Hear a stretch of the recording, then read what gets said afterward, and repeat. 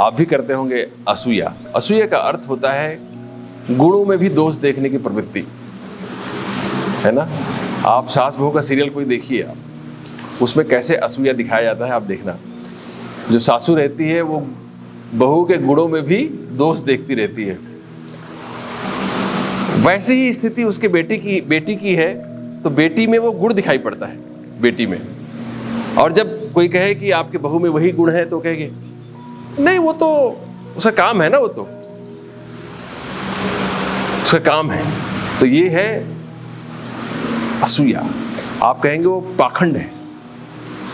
क्या कहेंगे? पाखंड है, वो दिखावा है, उसका शो ऑफ करते हैं। एक्चुअल में वो कुछ और है, वो दिखाती ऐसा है।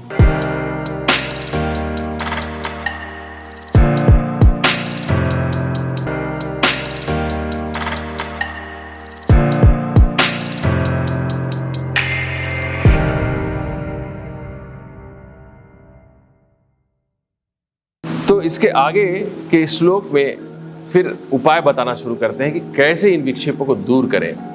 बहुत ही साइंटिफिक तरीके से बात करते हैं, वैसे हौच-पौच नहीं है कहीं भी इनके विश्लेषणों में, इनके सूत्रों में।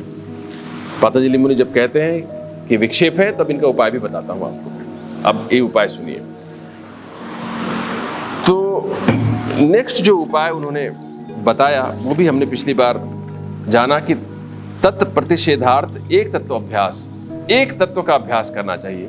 तो बहुत सारे जो टीकाकार हैं, भाष्यकार हैं, व्याख्याकार हैं, वो लोग कहते हैं कि एक तत्व का अभ्यास जब कह रहे हैं पतंजलि मुनि, तो वो ईश्वर तत्व का ध्यान करने की बात कह रहे हैं। जो लोग अनिश्वरवादी हैं वो कहते हैं नहीं, वो कह रहे हैं पतंजलि मुनि कि किसी एक विषय का आलंबन लेके आप अभ्यास कीजिए, ईश्वर की बात नहीं कर रहे हैं। तो इंटरप्रिटेशन कुछ भी हो, बात एक ही है कि एक जगह चित्त को स्थिर करने का अभ्यास करने से ये विक्षेप हटने लगते हैं धीरे धीरे करके। अब इसके बाद का जो सूत्र है वो बहुत प्यारा सूत्र है, सुनिए। मैत्री करुणा मुदिता उपेक्षाणाम सुख दुख पुण्य अपुण्य विषयाणाम भावनातः चित्त प्रसादनम। सुख दुख पुण्य और पाप विषयों के प्रति मैत्री करुणा मुदिता तथा उपेक्षा की भावना करने से चित्त निर्मल होता है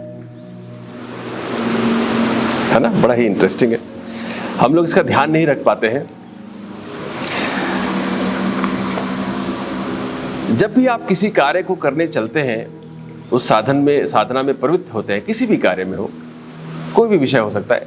अगर हम यहाँ पर आत्मबोध के मार्ग में ध्यान की बात करें अगर, तो जब आप ध्यान के लिए प्रवृत्त होते हैं तो आपकी सबसे पहली प्रीरेक्विजिट होती है चित्त की निर्मलता, चित्त का प्रसन्न होना।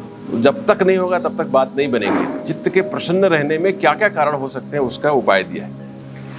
तो इसको जानने के लिए ये कैसे उपयोगी होते हैं, ये चार जो बातें कही है, मैत्री करुणा मुदिता और उपेक्षा, कैसे उपयोगी होते हैं, उसके लिए हमें जानना होगा कि वे कौन कौन से मल हैं, जो चित्त के मल हैं जो हमारे मन को मलिन करते हैं।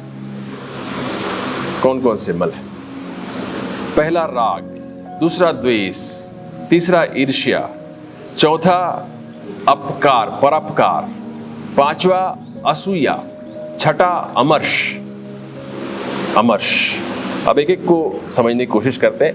यह बहुत ही इंपॉर्टेंट है, ये जान जाएंगे तो आपको लाइफ को डील करने में आसानी हो जाएगी, लोगों को डील करना आसान हो जाएगा। उससे आप बार बार परेशान नहीं होंगे।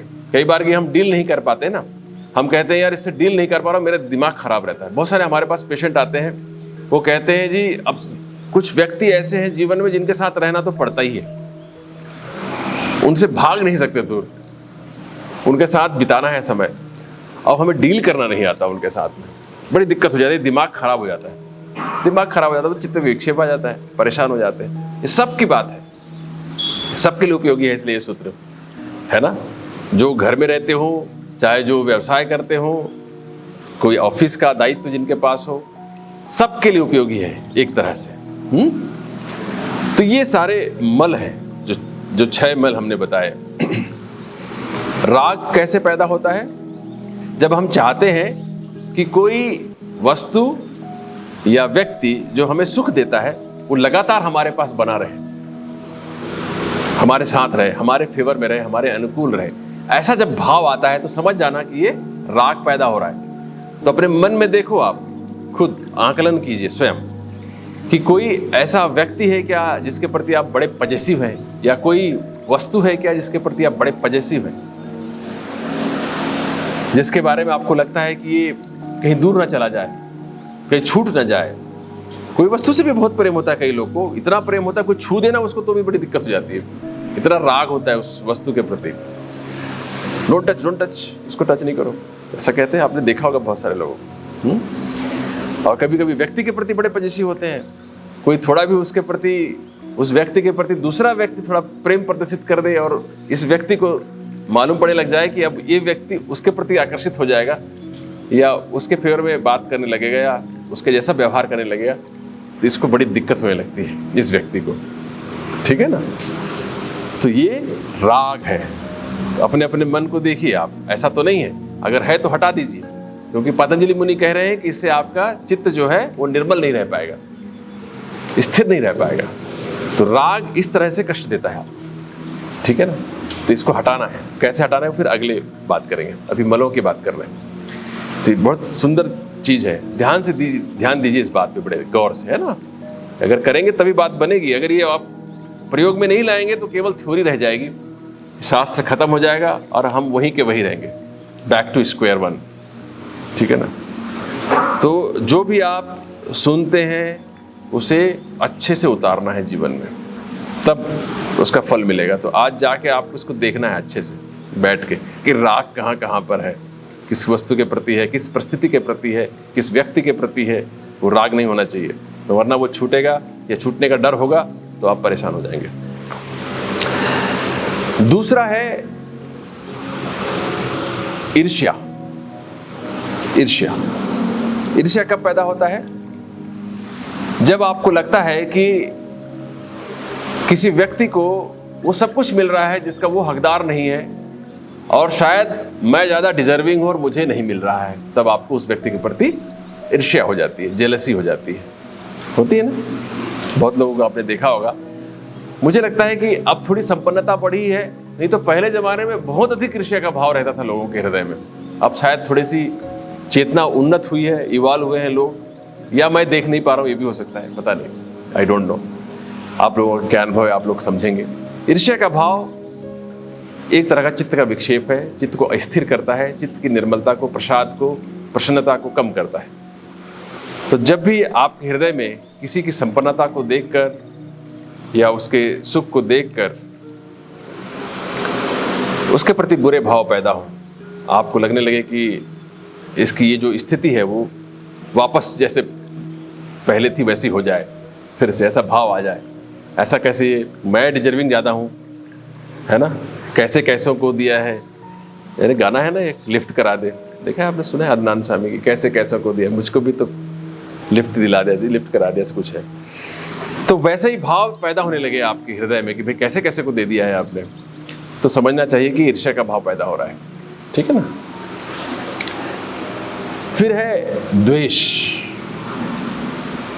द्वेष पैदा होता है जब आपके प्रति कोई गलत काम करता है या कुछ भी गलत करता हुआ कोई व्यक्ति मालूम पड़ता है, तो उस व्यक्ति के प्रति द्वेष पैदा हो जाता है। तो द्वेष भी पैदा नहीं होना चाहिए, एकदम साक्षी भाव। अगर द्वेष भी पैदा होगा तो भी आपका चित्त निर्मल नहीं रह पाएगा, है ना? आप सोचिए, ये सब जो चित्त की स्थितियां हैं वो सब हमारे भीतर आती रहती हैं। अगर किसी तरीके से हम इन सब से मुक्त हो सके, भले ही कुछ अनुपातों में हो, कुछ अंशों में हो, अगर हम 80-90% भी मुक्त हो जाए तो कितना आनंद आएगा, सोचो, जस्ट इमेजिन। तो वो आनंद की स्थिति ये चित्त की निर्मलता से ही आती है। अलग से कोई लड्डू पेड़े खाने की जरूरत नहीं है, या कुछ विशेष परिस्थितियां बन जाएंगी जगत में तो होगा, ऐसा नहीं है। आपकी डीलिंग्स बदल जाएंगी तो ये चित्त की निर्मलता आ जाएगी। ठीक है ना? ईर्ष्या, पर अपकार, पर अपकार, दूसरे का अहित करने का भाव, पर अपकार, दूसरे का हित करने का भाव अगर हो किसी कारण से, तो ये भी एक चित्त की बहुत ही बुरी अवस्था है। ये भी होती है बहुत लोगों में। आप सब लोग तो बहुत पवित्र आत्माएं हैं तो आपके भीतर शायद ना हो ये किसी का हित करने का भाव, बिल्कुल भी ना हो, लेकिन बहुत सारे लोग हैं जिनके हृदय में से भाव रहते हैं उसका हित कर दें, कुछ किसी तरह के नुकसान पहुंचा दें, ये काला जादू कर दे, टोटका कर दे। लोग करते हैं ना, वशीकरण, काला जादू करते हैं। तो ये भी एक प्रकार की चित्त की विपरीत प्रतिकूल अवस्था है। फिर आता है असूया। आप में से कितने लोगों ने अनुसूया शब्द सुना है? अनुसूया सुना है ना? अनुसूया एक पात्र है शायद, अनुसूया है ना। अनुसूया शब्द बना है असूया से, और ये बहुत देखते हैं आप जीवन में, बहुत गौर करेंगे तो आपको मालूम पड़ेगा, कभी कभी आप भी करते होंगे असूया। असूया का अर्थ होता है गुणों में भी दोष देखने की प्रवृत्ति, है ना। आप सास बहू का सीरियल कोई देखिए, आप उसमें कैसे असूया दिखाया जाता है, आप देखना। जो सासू रहती है वो बहू के गुणों में भी दोष देखती रहती है। वैसी ही स्थिति उसके बेटी की है, तो बेटी में वो गुण दिखाई पड़ता है, बेटी में। और जब कोई कहे कि आपके बहू में वही गुण है तो कहेंगे नहीं, वो तो उसका काम है ना, वो तो उसका काम है। तो ये है असूया। आप कहेंगे वो पाखंड है। क्या कहेंगे? पाखंड है, वो दिखावा है, उसका शो ऑफ करते हैं। एक्चुअल में वो कुछ और है, वो दिखाती ऐसा है नहीं वैसी। वो वही भाव बहू सास के प्रति भी कर लेती है, दोनों में भाव हो सकता है। ये आप देखते होंगे सास बहू के सीरियल में। तो ये बहुत लोग के वास्तविक जीवन में भी होता रहता है। तो ये है असूया। ये भी चित्त की निर्मलता को खत्म करता है, इससे भी बचना चाहिए। ठीक है, असूया एक दुर्गुण है जो सतत देखना चाहिए कि कहीं आप किसी के गुणों का अवमूल्यन तो नहीं कर रहे हैं,